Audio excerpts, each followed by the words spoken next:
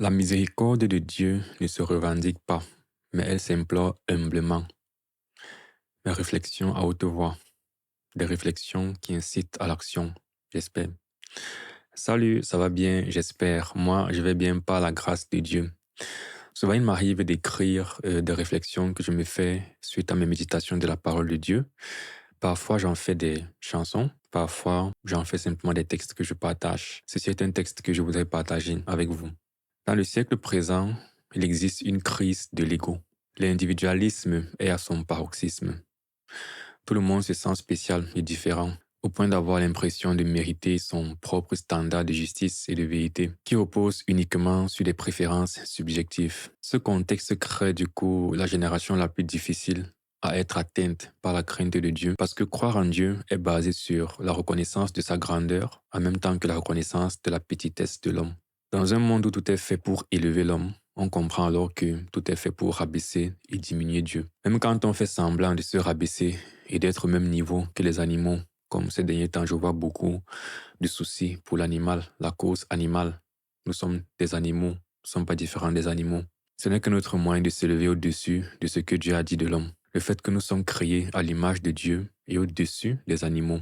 C'est fou. Le seul moment où l'homme trouve bon de s'humilier, c'est quand ça lui fait se lever au-dessus des voies de Dieu. Tout nous amène à cultiver notre ego, surtout les réseaux sociaux sur lesquels on se bat pour construire une image idéalisée de ce que nous sommes, jusqu'à se mentir à soi-même et se convaincre de notre propre mensonge. Mais aussi, ce sont des lieux où on a la possibilité de présenter nos opinions sur tout et n'importe quoi, qu'on sache de quoi on parle ou pas.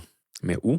Parce qu'on est suivi par un certain nombre de personnes, on a l'impression que notre avis est une référence et qu'on est une sorte d'autorité. Et quand ces avis sont challengés, que ce soit en ligne ou dans la vraie vie, c'est vu comme de l'intolérance. Aucune place pour le dialogue ou pour la nuance. En mode, de quel droit osez-vous remettre en question mon avis? Un god complexe carrément. Ce sont les fruits qu'on récolte quand on sème et cultive l'ego. L'humanité aujourd'hui a besoin d'amour. Mais avant l'amour, elle a besoin d'une bonne dose d'humilité. Car son orgueil crée un mur sur son cœur qui bloque l'accès à l'amour de Dieu pour elle. La plus grande épreuve d'amour de Dieu se trouve dans sa haine pour le mal, démontrée sur la croix de Golgotha. Mais ce geste est vu comme une offense et un scandale pour des cœurs trop fiers et trop sensibles, pas à cause de la violence de la crucifixion de Christ, mais à cause du message que la croix nous renvoie. Nous sommes tellement mauvais et sans capacité de faire le bien de nous-mêmes que Dieu n'avait aucun autre moyen de nous sauver que de briser son propre Fils pour ne pas nous briser. Et cette réalité est violente, car elle crie notre petitesse. Et ce qu'on estime être juste dans ce que nous faisons, la Bible le considère comme un vêtement souillé. Oui, c'est violent, mais il faut pouvoir le confronter et surtout l'accepter. Pour tester ton cœur, te reconnais-tu dans cette description? Selon qu'il est écrit, il n'y a point de juste, pas même un seul. Nul n'est intelligent, nul ne cherche Dieu. Tous sont égarés, tous sont pervertis. Est-ce que tu te reconnais et acceptes que tu ne fais pas le bien et que tu es quelqu'un de perverti? Je ne m'adresse pas à quelqu'un d'autre, mais à toi qui regardes. Parce que quand la Bible dit tous, en fait, elle dit chacun d'entre nous, sans exception. Toi et moi y compris. Et la difficulté à se reconnaître dedans fait partie du problème.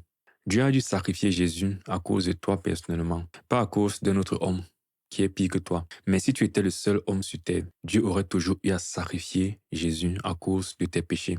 Et c'est vrai aussi également pour moi. Il n'y était pas obligé, ni son fils. Mais il l'a fait, et Jésus s'est donné volontairement. Or, malgré cette preuve d'amour, l'homme trouve encore le moyen, du fond de sa misère inconsciente, de critiquer Dieu et la solution qu'il nous a donnée, en revendiquant son salut comme un droit, et ce, même sans la solution unique que Dieu nous propose. Après que l'homme incrédule et animal ait cette perception des choses, ça encore ça passe. Mais les chrétiens, censés avoir compris la vérité sur leur petitesse et sur la grandeur de Dieu, ont souvent du mal à réaliser la valeur de l'homme. Du coup, ils pensent aussi comme les incrédules, pour revendiquer la miséricorde de Dieu comme un droit. Rentrons à la vision et la perception de l'homme qu'il convient d'avoir afin de craindre Dieu de la bonne façon. David a dit, qu'est-ce que l'homme pour que tu te souviennes de lui, et le Fils de l'homme pour que tu prennes garde à lui. David se demande bien ce que Dieu a vu en l'homme pour que l'homme ait une certaine importance dans sa création. On le voit bien que l'homme est particulier. Nous avons la raison, nous sommes au-dessus des animaux. Tu lui as donné la domination sur les œuvres de tes mains. Tu as tout mis sous ses pieds. Mais ce qu'il faut comprendre, c'est que l'homme, qu'on appelle encore Adam, n'est qu'un prototype d'un projet parfait de Dieu. Et Jésus en est le produit final. C'est pourquoi il est appelé le dernier Adam. Quand l'auteur de la lettre aux Hébreux interprète les paroles du psaume, il dit « Tu as mis toutes choses sous ses pieds ». En effet, en lui soumettant toutes choses, Dieu n'a rien laissé qui ne lui fût soumis. Cependant, nous ne voyons pas encore maintenant que toutes choses lui soient soumises. Ainsi, nous ne voyons pas encore que toutes choses sont soumises à l'homme. Mais est-ce que c'est vrai?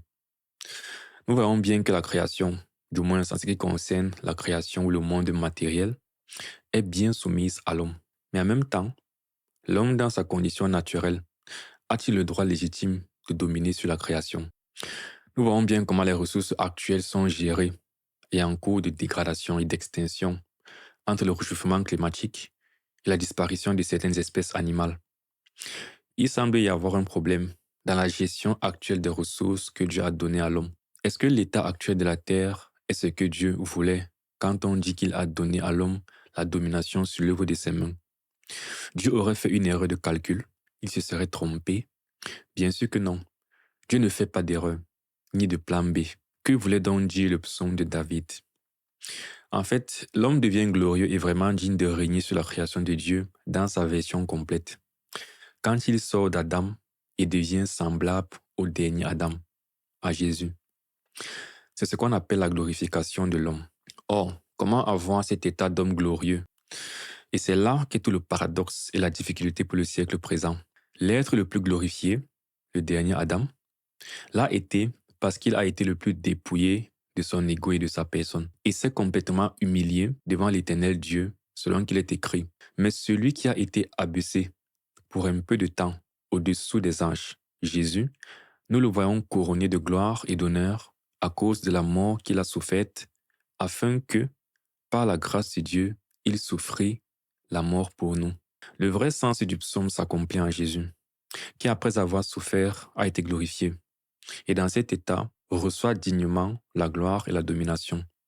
C'est comme ça que le psaume retrouve son vrai sens. Donc oui, l'homme dans sa condition initiale ne vaut pas grand-chose, et il ne devrait pas avoir la domination sur la création, il ne le mérite pas. Avoir de la valeur devant Dieu n'est pas quelque chose qu'on autoproclame ou qu'on revendique par le simple fait d'exister. Certes, la dignité humaine existe, mais elle n'a de valeur que dans le potentiel qu'on a de devenir glorieux qui y est associé. Avant cela, l'homme doit reconnaître qu'il est semblable à tous les autres hommes et qu'ils sont tous dans la bassesse d'Adam. C'est pourquoi la Bible l'appelle l'homme animal. Car au lieu d'être au-dessus de la création de Dieu, il se retrouve comme un animal, lui-même dominé au lieu de dominer. Dominé par ses pulsions, dominé par le péché, dominé par le mal. C'est pourquoi Paul a dit qu'ils sont tous pervertis. Et ça, il faut le reconnaître. Mais cette reconnaissance est la première étape du processus de gain de valeur devant Dieu. Raison pour laquelle tous les grands hommes de Dieu ont ceci en commun. Ils étaient tous petits devant Dieu. Le plus petit étant une fois de plus Jésus-Christ. Par petitesse, j'entends une soumission consciente et volontaire à Dieu, et non pas une fausse humilité. La différence étant que l'une conduit à une vie d'obéissance à Dieu, l'autre conduit à une vie où on est son propre Dieu, comme dans le relativisme qui mine aussi la société actuelle. À chacun sa vérité. Une chose néanmoins qu'il faut noter, c'est que Jésus reste différent de tout le reste, dans la mesure où, en tant que prototype final et parfait de l'homme, il ne s'est pas humilié pour reconnaître sa bassesse ontologique devant Dieu, car il a de façon innée la divinité parfaite en lui-même. Mais il s'est humilié en renonçant à sa gloire réelle pour se soumettre au Père éternel. Et c'est le même processus par lequel l'homme doit passer, à la différence que l'homme doit s'humilier vraiment dans le sens qu'il n'a pas de gloire intrinsèque et doit reconnaître le Père éternel comme son créateur. Et donc, parce que Dieu est son créateur, Dieu est grand devant lui, il doit le reconnaître et a tous les droits sur son existence, incluant le droit de vie comme le droit de mort, le droit de bonheur comme le droit de souffrance. Job, un autre grand homme devant Dieu, ne l'a pas juste loué dans l'abondance, mais aussi dans la souffrance. Donc, à ceux qui voient l'existence des souffrances dans le monde comme preuve que Dieu n'existe pas, vous êtes les plus éloignés du commencement de la sagesse, pour ne pas dire à quel point vous êtes insensés selon la Bible. Ainsi, pour apprécier la miséricorde de Dieu, nous devons comprendre notre petitesse et travailler à nous humilier. C'est aussi comme ça qu'on pourra rentrer dans le plan de Dieu pour nous, en suivant les traces du dernier Adam et tendre vers la glorification. Lorsque Abraham a dit à l'Éternel, Abraham reprit et dit, « Voici, j'ai osé parler au Seigneur, moi qui ne suis que poudre et cendre. » Abraham est dans la bonne voie pour entrer dans la glorification. C'est d'ailleurs de ce passage qu'est partie cette réflexion. C'est pourquoi il fait partie des plus grands hommes de Dieu. Dans ce passage où il plaide avec Dieu pour que Lot soit épargné lors de la destruction de Sodome et Gomorrhe, il ne revendique pas le salut de Lot, puisque Lot, tout comme lui, n'est que poudre et cendre. Mais il supplie Dieu de faire preuve de miséricorde envers Lot, dans son jugement de cette ville pécheresse sur le point d'être détruite. Le roi de Babylone, Nebuchadnezzar, c'était un homme puissant aux yeux des hommes, mais insensé devant Dieu. Par conséquent, Dieu lui a fait réaliser sa valeur et retrouver la raison. Et dans son témoignage, voici ce qu'il dit. « Après le temps marqué, moi, Nebuchadnezzar, je levai les yeux vers le ciel, et la raison me revint. J'ai béni le Très-Haut, j'ai loué et glorifié celui qui vit éternellement, celui dont la domination est une domination éternelle, et dont le règne subsiste de génération en génération. Tous les habitants de la terre ne sont à ses yeux que néants. Il agit comme il lui plaît avec l'armée des cieux et avec les habitants de la terre. Et il n'y a personne qui résiste à sa main et qui lui dise « Que fais-tu » Ça, c'est le témoignage que rendent ceux qui ont compris qu'est-ce que l'homme et qui est Dieu. Personne n'a le droit de dire à Dieu « Que fais-tu » Et par « Que fais-tu » on entend « Dieu ne devrait pas faire ceci ou cela.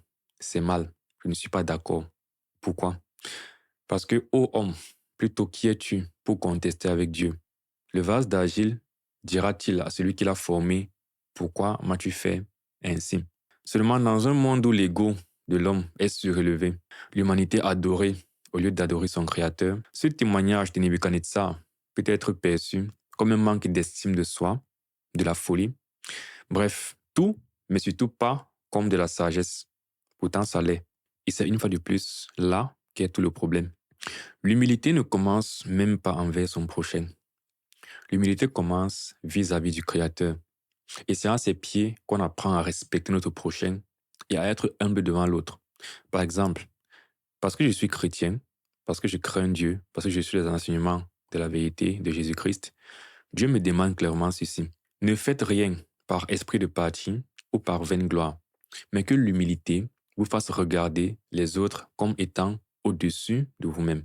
Au pied de Dieu, on apprend à aimer notre prochain, puisque comme on l'a vu, Dieu est amour, et personne n'aime l'homme puisque Dieu en personne. C'est pourquoi il a sacrifié son Fils unique Jésus-Christ pour nous. Dieu prouve son amour envers nous en ce que, lorsque nous étions encore des pécheurs, Christ est mort pour nous. Alors, quelle autre objection pourrait-on avoir à l'idée de s'humilier devant le Créateur? Nous avons vu qu'on doit le faire parce que c'est vrai que nous sommes petits et qu'il est grand. Et nous avons vu que ça concourt aussi au bien dans la société, en produisant des rapports de respect et d'amour les uns envers les autres, par la grâce de Dieu en ceux qui le craignent. La seule objection que je vois qui reste est encore ce problème d'ego, de se considérer au-dessus de tout ce que je viens de dire, en disant « je n'ai pas besoin de Dieu, ni pour aimer, ni pour être humble, ni pour vivre, etc. etc. Je ne crois même pas qu'il existe, par exemple. » En tout cas, moi j'espère que mon message est passé pour ceux qui ont des oreilles. Comme le Seigneur Jésus disait souvent, que ceux qui ont des oreilles pour entendre, entendent. Rentrons à la réalité de notre valeur devant Dieu, afin de le craindre comme il se doit, et de le prêcher aux hommes en conséquence. Oui, j'implore la miséricorde de Dieu, j'implore la pitié de Dieu. Que Dieu se révèle à nous. Que Jésus soit prêché où les gens ne le connaissent pas encore. Mais aussi que là où on le connaît déjà, mais où on ne le prend pas au sérieux. Dans les milieux chrétiens, par exemple, dans les pays religieux, des pays chrétiens, par exemple, de culture. Que Dieu fasse grâce afin qu'on comprenne l'enjeu de croire en lui et de vivre réellement pour lui. Ce ne sont pas des revendications, mais des supplications. Que Dieu fasse grâce. Mais si en fin de compte, les gens meurent sans le connaître, dans des endroits où il n'a pas encore été prêché, avant d'accuser Dieu, de le critiquer dans ses voies et dans ce qu'il a décidé, dans sa justice, pourquoi des gens meurent dans des endroits où Jésus n'est pas arrivé, et tu dis que c'est seulement en croyant en Jésus qu'on est sauvé, c'est injuste, etc., etc. Toi qui es chrétien, pose-toi la question. Qu'as-tu fait pour que ces personnes connaissent l'Évangile? Quels efforts fais-tu dans ton quotidien pour que les gens, même qui sont près de toi, connaissent le salut? Parce que même auprès de toi, tout le monde n'est forcément pas sauvé. Si les disciples qui étaient à Jérusalem n'avaient pas pris la mission que Jésus leur a donnée à cœur, est-ce que l'Évangile serait arrivé dans ton pays aujourd'hui? Et si arrivé dans ton pays, des hommes qui l'ont reçu n'avaient pas pris la chose à cœur pour continuer la mission, est-ce que toi, personnellement, tu aurais écouté l'Évangile et serais sauvé aujourd'hui, si tu es vraiment sauvé?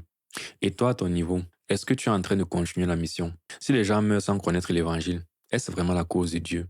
Ou est-ce quelque part ta faute? Et par ta faute, je vais dire la faute de l'Église. Je vais dire ma faute à moi.